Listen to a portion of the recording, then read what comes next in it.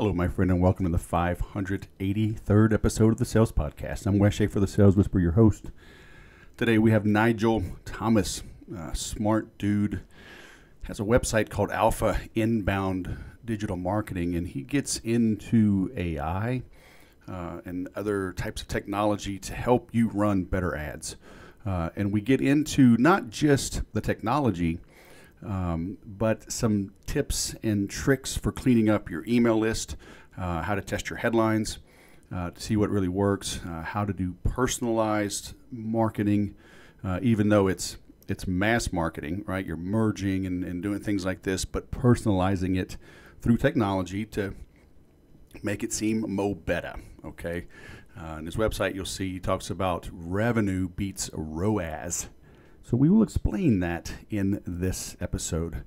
I'm recording the intro on my anniversary. So after this, heading out for a few days to goof off. But a friend of ours, a young man, he grew up, he was our neighbor, and he's got an older brother, and they kind of hung out with my sons, and they do jiu-jitsu with us. But Corey is a guitarist. He is a singer-songwriter. Made it very far on American Idol a couple years ago. And so I wrote a song and he recorded it for our anniversary. And so I told my wife, she was getting ready, and I said, hey, Corey just wrote a song. He's heading to Nashville, and he is heading to Nashville as we're doing this. And I said, hey, Corey wants us to listen to the song and, give him some feedback. And she was like, does he really want feedback? Because he's never asked us for feedback. He's on Spotify and everywhere else. And so look him up, Corey Young. And so I wrote this pretty quick. I've written a lot of stuff over the years, even when I was younger. I wrote a poem for her before we got married. And my cousin is a graphic designer, and she, what's the word? Not really calligraphy, but just nice handwriting, wrote it and framed it. And as we drove, we got married here in Southern California. I was in the Air Force. As we drove across the country, we stopped in Austin. My cousin was living there at the time. Her husband was going through getting his PhD in chemical engineering from UT. So we stopped there, and Kelly gave it to her. So that was cool. That was a surprise. So it's probably been 27 years, though, since I wrote anything else. So it was kind of cheesy and then funny, but I kind of wove our whole history into the song. So she's listening to the very beginning, and she's like, oh, kind of slow. Because you got to realize, I wrote this pretty much over text. I wrote it on the laptop, texted it to Corey. We edited, went back and forth over text, and I got him the final lyrics Wednesday night, and he recorded it Thursday and gave it to me. So I'm doing this Friday, September 30th. So, we weren't trying to write like some award-winning song. It's the thought that counts. But she's listening. She's like, oh, yeah, kind of slow. Oh, kind of corny lyrics. But by the second, I don't know, chorus, or I don't know the words, right? But whatever the settled lines, by the second set, she's like, wait, what? And then she's like, is this about me? I had to rewind it like 3 times during the song. Then I sent her the lyrics. She's getting her nails done now. And then, so I have time to do a little bit of work before we leave. But we were cracking up. So if you need something like that done, hit up Corey Young. Because I've seen these ads all over social media, guys having songs written. And I'm like, hell, my neighbor probably can do that. I hit him up. So yeah, I can totally do that. And it was awesome. So look him up, Corey Young. And you'll be glad you did. Getting some feedback on 12 Weeks to Peak. I really haven't been promoting it.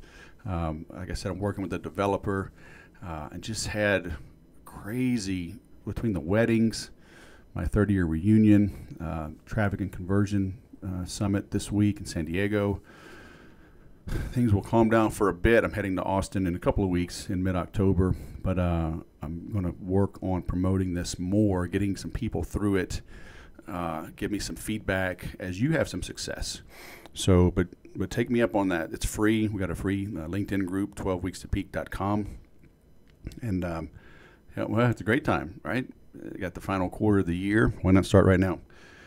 And have the best and the hardest, the last hard quarter of your business life. Because this will help you dial it in, figure out what works. Okay, there's no magic in it. It's just an accountability thing. I give you ideas, things that you need to do on a regular basis, and it's that discipline that will help you determine what you really need to do, what you really need to focus on to grow. All right, 12weeksapeak.com. If you want to write Mo Betta, check out Drunk Emails at the charmoffensivedrunk.thesalespodcast.com. So I'll leave you with that one. All right, get you some of that, and then come back and listen to this episode with Nigel. Nigel Thomas, ROAS is dead, all the way from Bristol, United Kingdom. Welcome to Sales Podcast. How the heck are you? I'm not too bad. Thank you so much, Wes. It's a pleasure to be here today on a Monday evening. Well, Monday evening for me, but look, the sun's still shining. Noon for me. And, there's a really good NASCAR race at Bristol. Did you know that? I bet you didn't know that. I actually didn't know that. I'd say I'm a little bit into F1, but on the racing side of things, it's not my sport of choice. It's actually football, but you guys call it soccer. Man, Bristol, Tennessee, you got to check it out, man. It's a little tiny track, half a mile. So imagine 43 cars with like 1,100 horsepower running around for hours. I haven't been to that one. I've been to another small one, and it'll shake your fillings loose on your teeth. So now you got to come over and experience that. Okay. Yeah, definitely. I actually watched the Ford versus Ferrari film the other day. Have you seen it? I have not, but I heard it was good. It's amazing. I'd really recommend you checking it out. It's a blast. Honestly, it's a really good film. I think you'll enjoy it. Well, and Formula One is gaining more popularity over here. I'd never really watched it, but they built a track though in Austin, Texas, near where my mom lives, and I want to get out there for one. And people just rave about it. It's good. It's real good fun. So you should fly out here, okay, and take me to Bristol, Tennessee, and then take me to Austin, okay, as a thank you for having you on the show. I mean, it's the least you could do. Yeah, we'll see. So I'm actually coming to New York in Q4 this year. Oh. So yeah, if you're coming down to the Big Apple, we can make something happen. No. Okay. I'm not going to New York. Hell, I live 90 minutes from LA, and I don't go to LA. Some cities I just don't like, but I digress. What's your favorite city? I was in London a few years ago to see my son. That was cool. But totally different vibe. So ROAS, return on ad spend, right? Yes. You're saying don't focus on that, focus on revenue. I think I like you. Yeah, for sure. For sure. So, I mean, this is somewhat technical for people who aren't in the industry. So to give everyone a bit of an insight, we work with direct to consumer brands, e-commerce brands who sell physical products, and we drive them more customers, more revenue, obviously, through social media platforms like Facebook, TikTok, and of course, Instagram. And the thing is with ROAS, is that's the platform metric, return on ad spend, how much you spend versus how much you get back. And that's inside of Facebook. But here's the big problem for anyone who knows anything about the marketing space and the whole Apple fiasco and the data stuff. Essentially, it's all inaccurate now because Apple did all these, privacy changes. So if you focus on ROAS, you're basically now relying on inaccurate data. So instead, you want to focus on looking at the overall revenue of your business. And especially if you're an e-commerce store, you're not just spending on one marketing channel, you're spending on YouTube, Facebook, TikTok, wherever it might be. You need to look at the entire marketing budget spent and then the entire revenue that comes back. And it's actually an acronym called MER, which stands for Marketing Efficiency Ratio, which is actually the better way to do it, really to see it from a macro perspective versus what I think ROAS is a micro perspective. So hopefully that gives you a good idea. So I get it. Yeah. But obviously you got to track each one to a degree, right? Let's say you're throwing $50,000 out there, and 25 is on TikTok, Yeah. 25 is on Facebook, but Sure. one of them has a 3-to-1, and the other one is you're losing 10%. I mean, how inaccurate are the numbers now from Facebook and everything else due to the privacy changes? Like literally 50% inaccuracy. We've even seen it worse than that. And by the way, just to your point, you're right. You should always track that. But is it the leading indicator?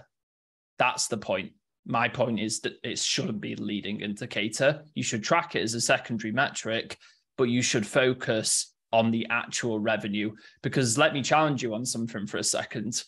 What if you're a physical store and you're trying to get people to come to your business to buy products on the internet, right? And then someone sees you on Facebook, but then just as about they're going to buy the product, their mum calls, something happens. Then they see one of your ads through Google or through TikTok. Now, as we know in sales, it takes, let's just say 7 touch points, whatever the number is. I know there's differences of opinions there. Now, the thing is that the last attribution that comes through, let's just say TikTok is the one that gets them over the line, whatever it might be. What's going to show in that platform is that TikTok brought that sale in, but actually Facebook or a different channel was part of that process. And if you look at single channel attribution, you can't see that customer journey. I hope that kind of made sense. Oh, it makes total sense. And I know some guys in this space that have made some SaaS platforms to help track that. And because it is tricky. And there was an analogy. It was I think it was a restaurant, but it might have been like a convenience store, but I think it was a restaurant or a diner. And they stayed open like 7 days a week. Mm-hmm. And they learned, so even though one of the days, whatever, Sunday or whatever, I don't know, or they stayed open 24 hours, but it was when they looked, oh, we don't have anybody coming, let's close during those hours. And so that made sense from a ROAS standpoint, right? Or from just a cost of goods sold or an operating expense standpoint, it made sense. But what they learned was that when they did close during that time, they lost additional sales when they were open, because it was basically serving as advertisement. People would drive by at 10 o'clock at night, not intending, oh yeah, we need to go there. Oh, wow, they're still open. Yeah, we should make some plans and go there. So it served kind of as that secondary, because you're right. I looked at pull-up bars on Friday, looked them up on Facebook. You've been followed around everywhere, right? Now they're everywhere I go. Yeah. Or pull-up bars. It's like, have you bought a pull-up bar yet? No, I'm looking at it for an event that we're doing. So it's not even for me, and it's not even for a few months. I'm like, man, it's all over Instagram and Facebook, so yeah. So eventually I will click one of those and buy. Yeah. So how do you track it? How do you know? How can you attribute accurately? Or is it like you're saying okay, I spent 50 grand. Mm-hmm. The raw numbers say Facebook was 3-to-1, TikTok was 1-to-1, but it's a cumulative effect. Obviously, people are on all of these platforms all the time. Yeah. And you're just building that brand awareness in these touches, huh? Yeah, for sure. So there's a few things you can do. You can use different tools, like rightly pointed out. There's a SaaS product in our market called Triple Whale. That's specifically for e-commerce brands, which is pretty powerful. And there's also post-purchase customer surveys. So when someone buys your product, as they go through the checkout, and obviously not everyone will fill it out, but you can just ask them, where did you originally hear about our service? And sure, like I said, the accuracy is not going to be 100%, but again, it's adding up all of these things to give you a better understanding overall of your market and doing that research. So there's some things you can do, but I actually wanted to mention another point, which is actually a real issue for these companies, because we're getting paid to, let's just do Facebook or Meta, whatever you want to call it. But the thing is they'll hire another marketing agency to do YouTube or Google. So now, if you put yourself in a business owner position, you want to see everything from a whole, but you're paying different agencies for different things. So now that does become a real issue. And we've had problems with that, if I'm being totally frank. So when one business is using multiple agencies, that's when it can be a bit of an issue. To see where I'm coming from, because obviously they're trying to think like, where should we put the money into, right? Well, and using multiple agencies, kind of like having multiple swing coaches for golf. I mean, you're going to get in trouble. Yeah, but they've got specialties for those different platforms. So, it's very different to do like Google to Facebook, for example. Yeah, and it depends on the size of the company. If they're small, then they might have a specialty. But a larger firm should have the expertise in-house to span platforms. But, it depends on the size of your company as well. Sure. But yeah, that can be a freaking mess. Yeah, it's difficult. It's difficult for sure. Again, from our side, you're right. We're still a startup. We're like, we're 12 months into this journey, and we want to stay specialized until we've got the resources to go out, but still keep the quality. So how did you get into this? Yes. So Alpha Inbound, let me put it like this. A year ago, just over a year ago, I was actually unemployed. I've been chewed up and spat out of another startup. Essentially didn't see eye to eye with the business owner. There's a whole story behind that. There's a whole story behind that. I can relate. Yeah. And yep. You know how it is. Oh yeah. But some of the best lessons in life, so I'm sure you'll agree, I learned the hard way. So I learned more in that period than I ever did before.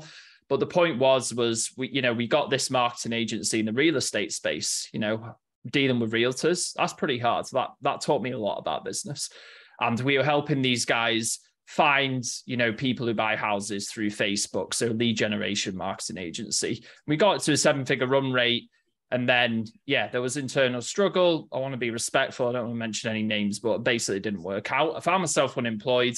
And Josh, who's actually the founder of Alpha Inbound, he's a world-class marketer, but he's a little bit more introverted. So, he doesn't shout the loudest, but he cares so much and he just gets great results. He's based over in Virginia, just, in the United States. And I reached out to him because I'd done some work on a prior project like 4 years before. And I told him the situation, from my side, I didn't have anything to lose. So I basically said, hey, man, I can come on here, get the sales, do the business development. You get, these guys amazing results. And I'd even spoke to him and said, my idea is I'm going to get some commissions here and then I'm going to go and start my own thing. So that's what we did 12 months ago, took the risk. The problem was, and this is where my genius idea didn't work out too well, is when I got inside of the business, I realized there wasn't anything there. There wasn't any CRM. There wasn't any case studies built out. There was no website. There was no sales process. There was no ICP. There wasn't really anything because Josh just didn't have the time to do it. He was more acting as a freelancer, and he's even said that himself. So at that point, I realized I'm either going to have to go and get a job or I'm going to have to stick at this shit. Bearing in mind, I was unemployed. I wasn't getting paid any money because it's all on commission. I'm going to have to stick this out. And I felt like I had a point to prove to myself. And one of my favorite quotes is from Winston Churchill. And it goes like this: one man with conviction will overwhelm 100 who have only opinions. Because at the end of the day, if you really do believe in something, sure, we can talk about the aspects of the sales process, vitally important. It goes so far. And at that point, I had a crossroads, and that's the decision where I made. And that really changed everything. And anyway, to cut a long story short, we can go into the different aspects of it. We're going to hit a 7-figure run rate soon in our first year of rebranding this agency. And we've got 20 multi-7, 8-figure brands we're working with, set ourselves up for a pretty good Q4. Nothing special yet, but from zero reputation for me, I'm fairly happy with it. Got big ambitions, and we move on. And looking to build out a sales team and go at it really hard in 2023. So that's pretty much the journey and what I've been up to over the last 12 months, Wes. So you reached out to me through LinkedIn. Correct. And was email. What's that? And email. And email. Where did I respond? I think I responded LinkedIn. On LinkedIn, wasn't it? Yeah. LinkedIn it was. And was that automated? There was a process behind it. I had someone else helping me with it. Right. But so was it just software running, or was there a No, human someone behind actually, that yeah, doing the reach out?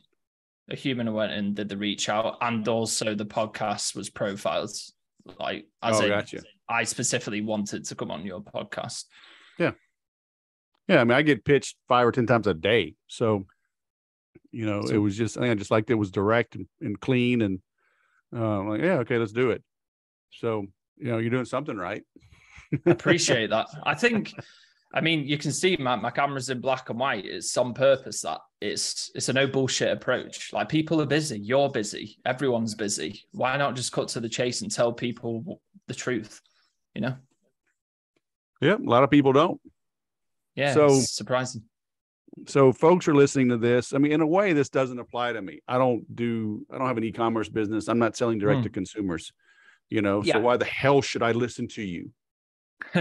Well, we can talk on the sales side, because now we're talking. Yeah, finally. Yeah, for sure. So you told me before we started that, some founders will listen to this and they've got a big idea. They got a product, where it's SaaS, whether it's a service-based product, and, they want to get out, they want to tell the market. They might have that conviction, but if you don't have a process behind it, you can't go and obviously get business. So how did we do that? Well, we did it through cold email and cold outbound. Now, obviously, I had some previous experience here, but the first steps we took is really understanding our ideal client profile. And I know, you talk about these things on this podcast a lot. Like we said before you got started, you're in 600 episodes. So please, cut me up and I can go into different areas. But for me, understanding our ideal client profile better than anyone else was majorly important. So I actually jumped on the calls with other agencies, our competitors, and I pretended that I was an e-commerce owner to understand their sales process, to understand the kinks in their process. I then also got on calls with founders of these companies to understand their pain points. And it was only after I'd done all of that research, as well as the prior experience I had in the market, that we started sending out emails. So I think that's vitally important for anyone to understand, because one analogy I'll use is it's called Susie's, like, what's Susie having for lunch? And I spoke about this the other day. So Susie's there on a park bench, imagine this, and you need to understand what she's having for lunch. You can go on Google, you can find her on social media, you can look at all the past posts, you can try and figure it out. You can build a tool, a SaaS product, to try and work out exactly what she's going to have for lunch based on all these different variables. Or you can just go up and ask her. And she might look at you like you're creepy. Yeah, but 9 times out of 10, if you ask nicely and you understand how to build rapport with people, she'll tell you the answer. And I think a lot of entrepreneurs, especially startups and founders, they forget this. And to do outreach properly, you need to understand how to talk the language of your ideal client profile. And that's what I did. And that's why when we started getting some results pretty fast, it was because of the due diligence prior. Does that make sense? Sure. So how does that work in reality, though? Like, just call and ask? Call or send an email? Will people reply? Will they answer honestly? Yeah, I mean, the thing is, you need to actually have something that's going to be valuable. You can't just be wasting people's time. So you need to have some sort of intent around what you want and have that direction. So let's just say, an attribution tool. You just said there's some SaaS products out there that are trying to solve attribution. Be like, hey, I'm actually just building a SaaS product around attribution.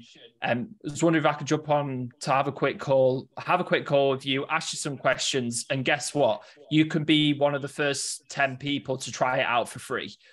Like, if you're honest like that, I think you'll jump on a call, you get some understand the market, and people are going to respond to you. If you just cold outreaching them, tell them that you've got the best thing since sliced bread, guess what? They've got 100 other emails in their inbox telling them exactly that. So, yeah, you need to have something there of value. You understand? Yeah.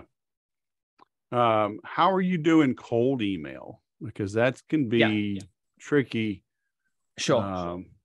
Is it one-to-one? Definitely. I mean, unless you're got a overseas server and or spamming the world, it pretty much has to be one-to-one, doesn't it?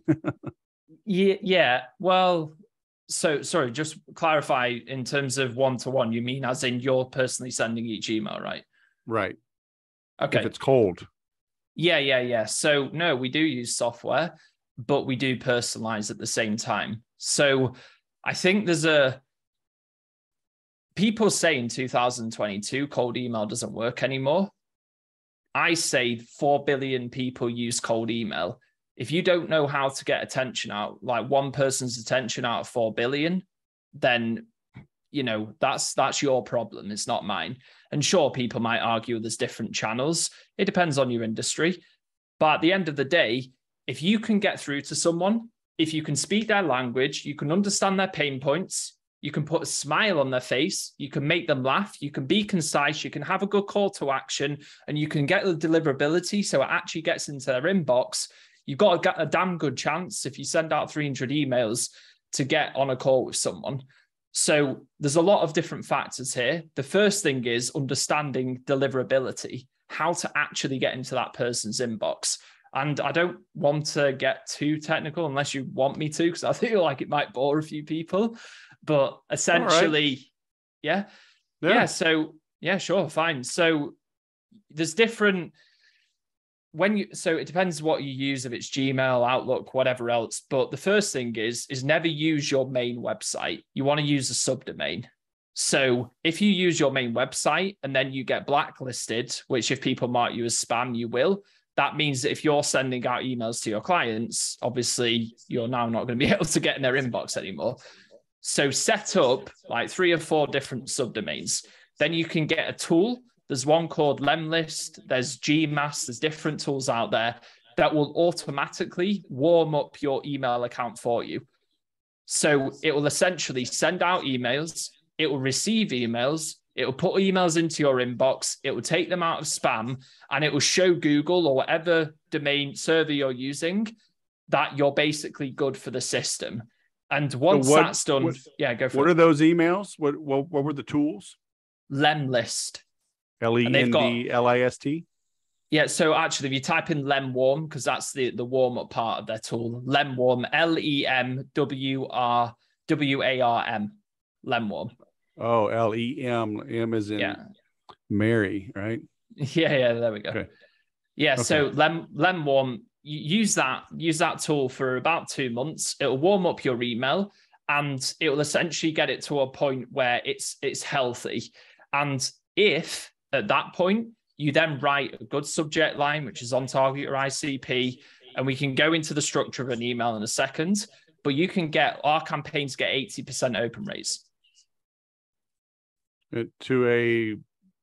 Technically it's a cold list. Cold. I mean, you're using a tool to warm them up. So it's not truly a cold list, but in reality it is a cold list. Oh yeah. But the tool doesn't do anything with the contacts that you're pulling out. So, it's emailing them. No, it's right? not. It's basically this is where it can get quite technical. It gets technical. It basically, so let's say I bought the tool to use and you also bought the tool to use. It would email the two of us, but thousands of people buy the tool to use to warm up their emails. So it's automatically interacting with everyone in the system. So it looks to Google like we're just sending out emails to each other, but in reality, the system's doing it all for us. So it's warming up that domain or the IP Correct. Address. Yes. I got it. Exactly. To show Google that we're real, we're authentic, whatever else. Now, but again, this is only obviously a small part of the process. The next thing is, by the way, I think I can, is that just my side? Sorry, I think I can hear my voice repeating. Oh, okay. Okay, cool. So yeah, basically once you've done that, you now need to make sure you've done your targeting properly. So who are you reaching out to? Like, who is your ideal client profile? So what decision maker are you trying to get a decision maker? For us, we speak to founders, CMOs, or the head of marketing. So that's obviously important. What company size you want to go after? Will you go over 5 to 30 million in revenue? What, in terms of within your industry, are you going to go after a specific vertical? It's much better if you do. For example, we go after health and wellness brands. Again, we can drill down further, go after supplement brands. Supplement brands have a different language to beauty brands. So you need to understand the differences here, and you'll understand why it's important in a second. So this is the targeting. Then once you've done that, you need to make sure you enrich your lists properly. And this, if you're doing it all manually, obviously you can hire a team to do it, but you need to make sure you've got valid email addresses, really try and get something for their LinkedIn profile so you can use that as a different touch point. Again, if you want to try and get their number, there's different tools out there to do that. But make sure whatever you do, before you send out the emails, you run them through a validation tool. The one we use is Never Bounce. And this will mean your bounce rate is really low, which is, again, if your bounce rate's really high and all your emails bounce because they're all fake or wrong, that's going to be real bad news for your deliverability. So once all of that's targeting done, you now come to write the email out. Okay. So subject line, again, there's different ones you can test. Quick question usually works pretty good. But if you can write a personalized subject line for each email, which is something relevant, for example, if I wrote you a subject line and said, you know, it'd have to be related. So it's going to be hard for me to think one on the spot, but something to do with the fact that you've nearly done 600 podcasts. Like, that's going to be pretty personalized compared to most of your emails in your inbox right now. So, you know, that's just an example. But when we actually write the email, what we do differently to other people is we include images and GIFs and videos to really get people's attention and something that's relatable. So we work with CBD brands, and what we did is when it was 420 a few months ago and Elon Musk was about to buy Twitter, our email at the top said, hey, you know, Wes, trust you're enjoying 420 like a new Twitter owner. And then it literally cut to a GIF of Elon Musk smoking weed on the Joe Rogan podcast. And then it transitioned into a pain point, which was very specific to these people, which is talking about how to advertise compliantly on Facebook, which for CBD brand owners, if there's anyone out there listening as CBD brand owner, they will feel the pain because they know how hard it is to do that. And then it transitioned to how exactly we did it for one of the biggest CBD brands in the space. So, and we told them exactly what we did, broke it down just like I did with you in that email message into 3 concise points, and then a simple call to action at the end. Mind if I send sometimes over to talk further, or sometimes we do an interest-based call to action, because I saw, you know, I went through some studies with Gong, and they say that interest-based sometimes does work better out of tons of analysis they've done. So, for example, you just say, does this sound interesting to you? Or something seasonal around Q4, Black Friday, whatever. And that's pretty much it. But that might sound simple, but it takes a lot of research to get to that point. But using images that make people laugh, that spice up people's day compared to all of those boring big blocks of text, which I get all the time, can often make the difference. Yeah, I try to tell people all the time, it's like you're dealing with humans, you know, like, oh, I'm B2B. Exactly. It's like there's no real B2B. I mean, at the end of the day, it's a human buying from a human. Yeah, you know, exactly. A human being is authorizing that PO, Mm-hmm. you know, so treat them like a human. Yeah, 100%. And someone once said something which was really powerful to me, which is people remember you for how you make them feel. Right. So how are you going to make someone feel that first email? You're going to make them feel like you're boring? Because they're not going to respond to you if you do. Yeah, I had another Brit on the show years ago, John Buchan. Mm-hmm. And John Buchan. I know him. Oh, okay. And, you know, sending drunk emails. Yeah. He's really good. Yeah. And it's just being human. He cold emailed me and got on the show, and we've been friends ever since. I love his work. Yeah. I love John. And, you know, because people would say, well, this wouldn't work for me. I sell B2B or whatever. I sell Fortune 500. Like he emailed like Fortune 50 companies. And this works. And it's like, next week I fly out to Colorado for my 30-year reunion from the Air Force Academy. And I mean, my classmates, some of them are still in, they're 3-star generals. And good friend of mine, he's a 1 or 2-star general. And I mean, we are goofballs, man. Like on our private text and fantasy football. And I mean, we would get in trouble if these text threads got out. Okay. But these are big, powerful, I mean, guys in charge of major corporations. Yeah. Okay. Airline pilots, captains. And dude, we are goofballs. And so if you're at too stuck up or whatever you think, if you're flat and dry with those guys, you won't get too far. Yeah, exactly. And here's the other thing, right? Not everyone's going to like it. Some people are going to get pissed off and riled up the wrong way. They could just be having a bad day. You pissed them off. Sure. But you're going to take a risk, because if you're in the middle and you don't get noticed, that's the worst. You'd rather have some people who don't like what you're saying. Of course, you have to be sensible about it, but you'd rather have some people who don't quite like what you say and a few people who really resonate with you. Because guess what? The people who didn't were never going to work with you anyway. It would have been a terrible client relationship. Yeah. So you almost filter people out. Yeah, all they can really do is say no. Exactly. I mean, they're going to forget you. I've had some interesting responses that are a little bit different to know, but yeah, I get your point. But they never would have done business with you anyway. Exactly. So they have no life, no personality, so it's like look, I've had some people, I mean, I don't want their business. This one gal, I took her call and then another, and then, one quick question, and I'm like, I stopped following up with her. Yeah. It's like, I don't want her as a client. Yeah, exactly. Because you think about what's that going to do to your team and the back end resources. Oh, yeah. It's going to kill them. Yeah. So, you'd rather, choose who to lose, right? It's okay. Yeah, 100%. You can say you can't save every puppy in the pound. Yeah. And by the way, we actually took a lot of inspiration from John Buchan through the strategies that he'd been using. So I think, credit to him the fact you brought him up. He's a really good guy and people should check him out. Very different to most people, but he cuts through the noise, man.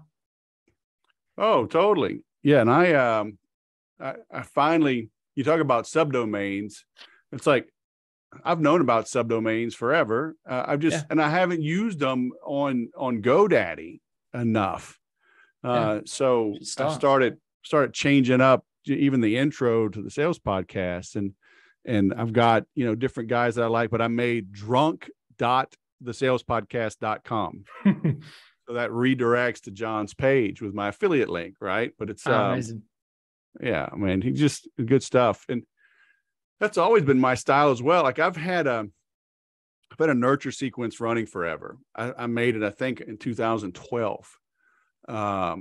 And it's non-salesy. It's just, once a month, sends out something appropriate, and dude, I get compliments on that every month because something goes out. At a minimum, you'll hear from me once a month, if you opt in for something. And, but just not being salesy, being relevant, they say, oh, people have short attention spans or whatever. It's like bullshit. Yeah. People will spend 12 hours on a weekend when a new show comes out on Netflix. Yeah. So they have attention spans. They don't suffer fools. Yeah. We don't have attention spans for boring stuff. Exactly. And the thing is, there's a lot of the stuff out there these days. It doesn't have heart. It doesn't have like real personality. Yeah. Yeah. It's too many. It's too many AIs, people trying to regurgitate and repurpose, crap content just to cut a corner. It's like, yeah, good luck with that, dude. Yeah. I mean, I think some people, they take the whole authentic thing too far where they try to be authentic when it's like, no, you don't get it. Like, that's not how it works. You just do it. You know what I'm saying? Yeah. They become, they say they become a caricature of themselves. Exactly. Yeah, no, 100%. I do always also want to point out, considering it is obviously the sales podcast, that, I mean, for me, I don't know about what you think. Marketing is anything to get someone to the call, but when you get them on the call, that's sales. And without a sales process, like a real sales process, you can do all the cold emails you want. But at the end of the day, once you got people on that first call, you still then, like, this is now another challenge. And so if you can't convert people on calls and build that rapport and take them through a real process, you're not going to, like, cold emails is not going to work. So I think that it's important to mention it. That's just as important. Yeah. Amen. I've always said, marketing is just selling in print. Yeah. The better, the more a marketer knows about sales and understands it, the better. They'll be better people. And companies need to stop, like, fighting with one another, between sales and marketing. Like, they're always at odds at companies. And it's like, y'all are on the same team. But far too often I see the different management, MBOs, management by objectives. Like, marketing is paid on just raw leads coming in, sales on, can they close them? So if you're generating crap leads, sales gets irritated, and then they get irritated at each other. So management needs to own that and understand, get the two sides on the same side. What do you think would be best to learn first, though? Do you think it would be better to, like, be on calls, learn sales, and then transition into marketing? Well, like a typical marketer, somebody that says they're in marketing probably doesn't want that. They want to jump right into marketing. Mm-hmm. Right? They want to be creative. Even salespeople. I had a guy just a couple of weeks ago tell me, talking about being creative in sales. I'm like, that's probably the worst thing you can do. Yeah. What's his close rate? Yeah. I mean, you got to be disciplined in sales, not creative, and the more that you master the fundamentals, the more creative you can be. But nobody wants to master the fundamentals. Like, I always tell people, like, I was talking about this the other day on the show. It's like in jiu-jitsu, our instructor, he was the world champion a couple of years ago before COVID for his age and weight and belt. And 5.5 years I've trained, 5 to 6 days a week. And we do the same warm-ups every day, and the moves that we do are on purpose. But when you're just starting out, you don't know the purpose. So did you ever see Karate Kid when you were younger? Yeah. Right. Wax on, wax off, exactly. Paint the fence. Like, why am I doing it? He was new. He didn't understand. Right. But he's blocking. Right. Those are blocking moves and then striking moves. Oh, okay. But you got to do it over and over and over. And then in the heat of the moment, you can be creative because you've mastered everything. You've mastered the fundamentals. So you're in the right position to do something unique, something creative. But very few people want to. So it's rare that you'll see a marketer want to do sales. I remember years ago, back in 2000, I was working with this recruiting company, and we put on workshops for veterans leaving the military. And I was on the company side. So I'd get, hiring people from big companies, small companies, whatever, to come to the conference and interview. And so I got 7-Eleven. They were headquartered in Dallas. That's where we did the meetings. And all of my peers were like, military guy, officer, they wouldn't want to work for McDonald's, because at McDonald's, regardless of what title they were hiring you for, you had to work in the store at first. So imagine college graduate, Army officer, working the front counter at McDonald's at 7-Eleven. And I was like, hey, I hear you, but 7-Eleven had a compelling career path. And I'm like, maybe nobody will join, but they're coming to the conference. So you better give me some butts in the seat. And sure enough, a guy took the job, but it was a hard sell. I wouldn't want to work the counter at a 7-Eleven, but some will.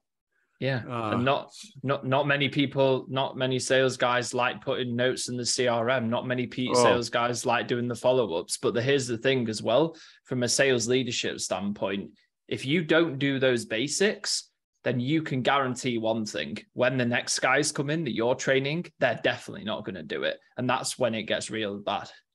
Yeah, for sure. So, you gotta put in the exercise, right? You gotta put in the work. But salespeople, it doesn't hurt them to know marketing. A lot of times I work for companies with bad marketing. I had to do some of my own grassroots kind of stuff. Mm-hmm. But all right. I mean, it led me to where I am now, but sales and marketing are two sides of the same coin. But yeah, I mean, I'm glad you brought it up because it's continuous. It's always an argument, isn't it? Yeah. But it's also, I always say a confused mind says no. Yeah. And so from all of the marketing, all the way to them buying, you need to be congruent, right? The messaging, the feel, the state Branding. Of mind you put them in needs to be consistent, congruent all the way through. And then, because if anything is out of sorts, they won't just say no. They'll just say, I want to think it over. Thank you very much. Send me some information. I'll be in touch. Yeah. So in the back of their brain, they're like, something just doesn't feel right. Yeah, definitely. And that, for me, that's branding, because why do all these, let's just say these e-commerce stores that have no branding and awareness in the space, that are just popping up out of nowhere. They have to do all these fancy tactics and offers and all that stuff. And then you have Louis Vuitton, who sell $5,000 handbags. This is the thing. They have real branding that's built up over years, consistency, congruency. And yeah, it's a long-term thing. People just don't want to put in the 30 years that it's going to take to do it, right? Yeah. So where are you seeing success? You're talking about the cold email outreach. Yeah. Should individuals, like my son's telling me I need to be on TikTok. Yeah, for sure. So I'm like, all right, but that I wouldn't be advertising, right? I would just be making content. It's like, he's probably right. Just like, yeah. You gotta learn this old dog's got to learn some new tricks. This is something I thought about the other day, which how I look at business right now is 4 different things: people, partners, systems, strategy. So get the best people you can in through the door. Partnerships, for me, is going to be a massive thing of what we're doing in the next 12 months. And that's how we're going to get ahead of some of our competition. The systems, using the technology and everything else you can leverage, the better technology you were just talking about me then. Imagine if you had to send out all of those emails and receive them all. Technology can do all of that stuff for you. So you need the best systems in place. And then, like I said, the strategy. One of my favorite quotes from Abraham Lincoln: if you had 6 hours to cut down a tree, spend the first 4 hours sharpening your axe. You need to make sure you got strategy. And that's how I'm seeing success. I know that's probably a high level thing, and maybe you want a more specific answer, but that's where I'm putting the 4 pieces of time. Right now, we're looking to recruit a lot of people, and then we're going to be going back to the strategy and focusing on those partnerships. Are you recruiting employees or affiliates? Yeah. Employees. So marketers, employees. Okay. And then probably a couple of people on the operations side as well. But how are you feeding that machine? I mean, are you doing organic content, or is this all, is it all paid? Yeah. So organic. So when you say feeding that machine, obviously, cold outreach, you can pay people to do it, but obviously you can do it yourself if you want. But yeah, what I'm doing is every single day since I think it was March this year, I posted a piece of content on LinkedIn, and just doing that, showing up every single day and actually engaging 10 times as much. I'm not talking about just saying, hey, great post. I'm talking about an actual engaging comment with someone in your community. That's given me a little bit of traction now. So the idea is, if I'm being like giving you the game plan, so to speak, is we started out with cold. Now we brought a bit of a reputation, and I'm essentially starting on the content side and transition it into more inbound. So that's the idea. And obviously we've got our podcast as well. Cool. But it's going to take a long time, man. It's going to take a long time. Yeah, but it's working, right? Yeah, it's working, but I'm ambitious. So I want to keep growing this company. Oh, very cool. So what do you want people to do after listening to this? Do you have some resources for them? Do you have a report? Like, what do you want them to do? Yeah, sure. So if you go to Google, type in Nigel Thomas, Alpha Inbound, I'll be the first one that pops up. Go to LinkedIn and you just see my content. I post there every single weekday at the time of recording this podcast at 8:30 a.m. Eastern.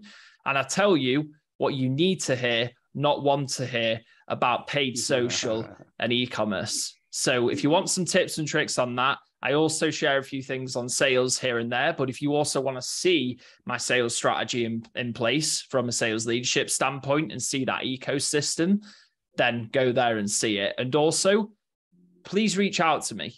Give me some feedback. I can give you some feedback. I love brutal honesty. It's the only way we can push each other as human beings. So I love connecting with people. All right. Brutal honesty. All right. Yeah. So, I've got that website, Alpha Inbound. Nigel, the man, Thomas, all the way from Bristol. Yeah. Born and bred in Manchester, actually, but I do live in Bristol right now. Oh, gotcha. All right. Yeah. Very cool, man. Well, you've earned an adult beverage of your choice tonight. So cheers. Cheers. Thank you so much. And also congratulations on the not one, but 2 weddings. Yep. By the time this goes live, I will have a daughter that's married. Oh my gosh. Congratulations. Coming to. I don't feel that old, man. You'll be happy. Right. You'll be happy.